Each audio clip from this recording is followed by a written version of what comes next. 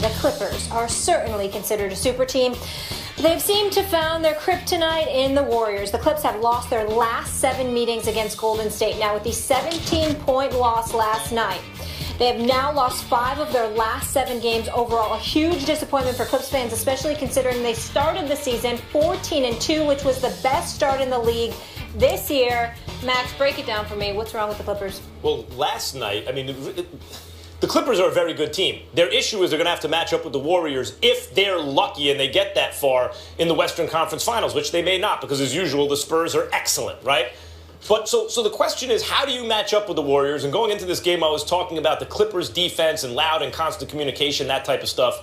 But then, and picking up Steph early and all that, but actually in the game itself, it was the offense, Stephen A., that was the problem. And I think that's a Doc issue last night. Why wouldn't you use Blake in the interior? You post Blake up to collapse the defense. You want to get Golden State into rotations defensively, not just allow them to stay along the perimeter where they can be disruptive. I don't understand what that's about. And if you're Blake Griffin and Doc's not calling it, why don't you get in the post and get in the paint and demand the ball? So I don't. It was curious to watch. How do you think you're going to beat Golden State or even compete with them? Going in, I thought it would be a defensive issue.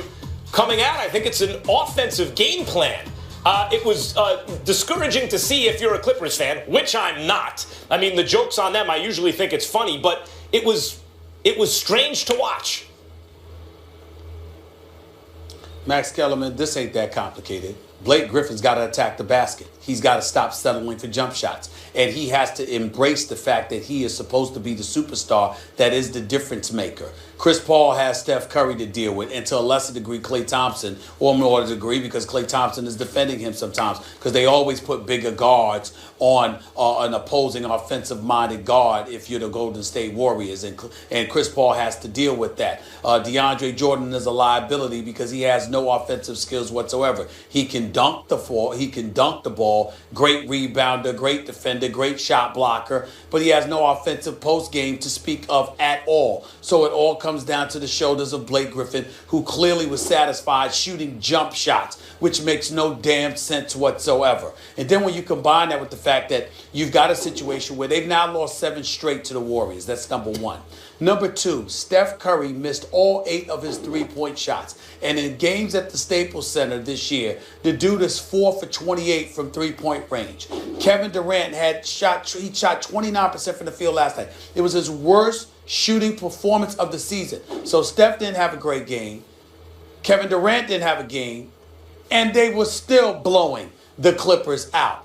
This is just bad. And it comes down to, you can talk about the bench, all of that's true. The bench has to be up. JC and Spates and all of those boys have to do something for you. Chris Paul's got to elevate his level of play. DeAndre Jordan has to get an offense. He's not going to do it because he hasn't done it at this point in his career. No need to expect it for the rest of this season. But it comes down to Blake Griffin, who's approaching a final year of his contract. He's going to be a free agent this summer. Remind us all of the superstar we thought he was going to be, and responding to challenges like this, which he clearly did not do last night. That's what this comes down to. This ain't about Doc Rivers. This is about a player that's a star needing to be a superstar. Yes, I agree with that. Failing Doc Rivers using him properly in a game like that. I mean, Blake is a very well-rounded game. He showed that last year when he needs to be explosive. He did that in the playoffs too, or showed he's capable of doing it. But the advantage strategically that the Clippers have over the Warriors is their size. So if you're the coach of the Clippers, and Doc has forgotten more basketball than I'll ever know, I understand that. That's why it's curious to me. If you're the coach of the Clippers on offense, why don't you use the size? That's your strategic advantage. And he didn't, and it played right into the Warriors' hands in terms of the way the Clippers played offense. And that's why I think it's primarily Doc. Secondarily, if Doc's not calling it, then Blake's got to insist on the ball down there, which he also didn't do. We agree about that. I'm trying to be clear about something. Are you saying that Blake Griffin didn't get the ball enough? Not down low. Whose fault is that? Blake Griffin barely goes down low. I agree. Blake Griffin is perfectly comfortable in the perimeter. I agree. Too comfortable. But what I'm saying, but if you're comfortable on the perimeter at 6'10", with a dude about 4 inches shorter than you, Short of benching him or knocking him upside the head, what are you supposed to do? By the way, DeAndre doesn't have a post game, but if he catches the ball in the paint, he scores it. You have size. I got to cut you short because we got a special segment coming up. When we come back, Warriors game was also a lopsided affair, dominating the Clippers at Staples Center 115-98. So both the Cavs and Warriors looking like they're on a collision course for their third straight finals matchup. Stephen A has been lamenting about this since KD joined the Warriors, that they've ruined the season and the excitement is over for his favorite sport. Max, is it true? Is the season over? No, this is amazing. You're getting to see basketball played on the highest possible level. Two juggernauts on a collision course in the finals. And by the way, if Ali and Frazier are on a collision course for a super fight, what does that mean? Just because no one else in the heavyweight division can mess with them?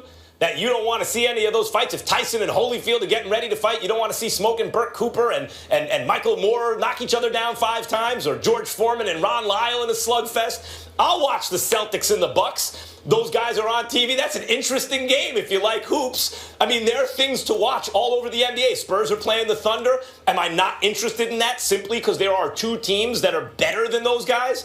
No. All this is, if you're wrapped up in the idea that you already know who's going to be playing in the finals, then I welcome you to most seasons in the NBA where you pretty much know at least the Final Four, the conference finals, from the very beginning, and usually you have a pretty good idea of the finals. So if you're wrapped up in that, and that's going to stop you from appreciating 2 teams as good as the Cavs and the Warriors right now, I don't know what I can tell you. I guess you're not going to enjoy it. I'm going to enjoy it.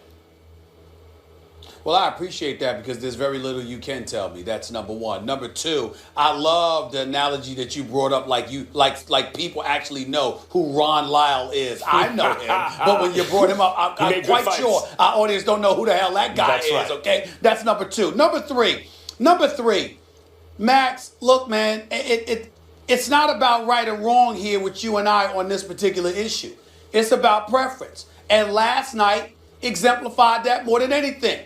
Yeah, we chilling in the suite after, during the game, for half the game and stuff like that. But you got to leave. I had to stay there for that stuff. You understand what I'm saying? This is what I'm talking about. I had to actually stay. I couldn't leave. I had to stay post-game and do all of that other stuff. This is exactly what I'm talking about. An annihilation. Now listen, when I look at the Eastern Conference, even though I don't anticipate anybody beating Cleveland, at the same time, LeBron James' jumper may not fall with regularity.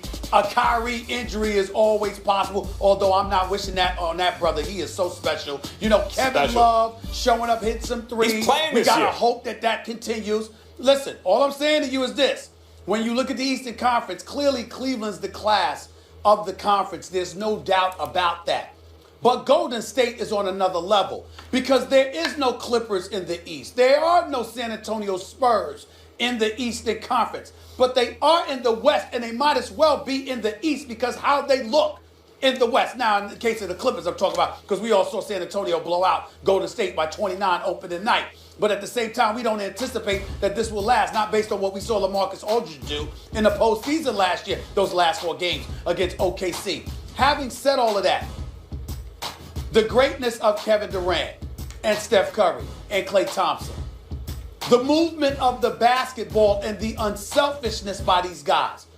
It is beautiful basketball to watch until it gets to a point where you look at it and say, damn, this is really bad. This is embarrassing. There's nothing that you can do. I told you they took the suspense. Kevin Durant's move to Golden State took the suspense and the theater out of it. I am watching a Golden State Warriors team and literally looking at them toy with a championship contender. And I'm saying to myself, my God, this is so bad, I don't even know what to say. And then the only hope that we would have for the Clippers is if Blake Griffin elevates himself to a superstar, helps them slow the game down because this dude is dominating in the post. And what is he doing? Shooting fall-away jumpers over dudes half his size. I mean, it's just embarrassing. Yeah, I'm with you there, but let me follow this logic.